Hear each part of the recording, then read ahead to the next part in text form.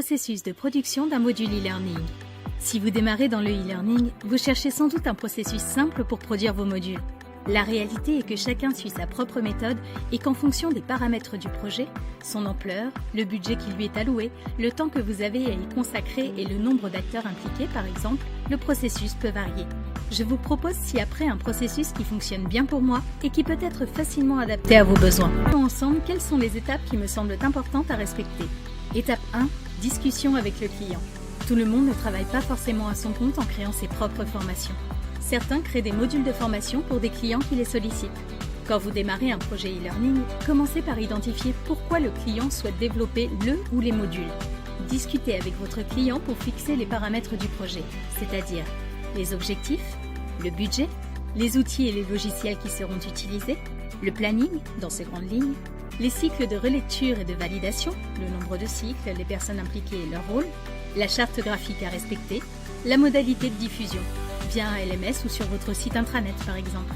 À ce stade, vous pouvez également demander à votre client de vous donner accès à tout le contenu existant sur le sujet du module pour que vous ayez un point de départ. Si votre client ne maîtrise pas le sujet, vous devriez lui demander de vous mettre en relation avec un expert métier qui pourra répondre à toutes vos questions relatives au contenu. Étape 2. Recueil et organisation du contenu. S'il y a du contenu existant, la prochaine étape consiste à faire le tri dans tout ce que vous avez à disposition. Le but étant d'écrémer le contenu pour ne garder que l'essentiel. Dans le cas contraire, vous devez faire des recherches et écrire le contenu par vous-même. Si vous avez l'occasion de travailler étroitement avec l'expert de votre client, profitez-en pour obtenir le maximum d'informations. Chaque projet e-learning est unique, mais pour la plupart, l'objectif est le même. Enseigner une nouvelle connaissance ou compétence. Lors du recueil et du tri du contenu, focalisez-vous donc sur les actions concrètes qui permettront aux apprenants d'atteindre leur objectif et choisissez le contenu en fonction. Ensuite, découpez le contenu en plus petits morceaux qui sont plus faciles pour les apprenants à aborder et à comprendre et présentez-les dans un ordre logique. Étape 3. Élaboration du storyboard. En fonction des outils à votre disposition et de la demande client, le storyboard peut prendre différentes formes. À ce stade, ne cherchez pas à soigner le design visuel. Contentez-vous de mettre en place la structure du module, le contenu et la navigation. Tout au plus, vous pouvez proposer un emplacement pour le logo, le cas échéant. Sur chaque diapositive, mettez le texte à afficher à l'écran et des images ou vidéos provisoires, ou encore un descriptif des éléments multimédia. Dans la zone de commentaires, écrivez le texte de la voix off et les consignes de prononciation. Si ce n'est pas vous qui faites le montage ou l'intégration du module, assurez-vous d'inclure assez de détails dans le storyboard pour permettre à l'intégrateur de monter le module comme vous l'avez imaginé. L'élaboration d'un storyboard détaillé permet d'éviter bien des erreurs qui pourraient vous faire perdre du temps inutilement. Étape 4. Relecture et modification du storyboard. Une fois que vous avez terminé votre storyboard interactif, c'est-à-dire avec une navigation opérationnelle, publiez-le et envoyez-le à un collègue pour relecture avant de l'envoyer au client et à l'expert métier.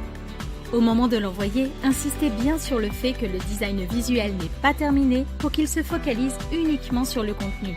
Vous aurez peut-être besoin de faire plusieurs cycles de relecture avant d'arriver à la version finale du storyboard, et cela peut être frustrant. Mais gardez bien en tête que grâce aux commentaires que l'on vous fait, le résultat final n'en sera que meilleur.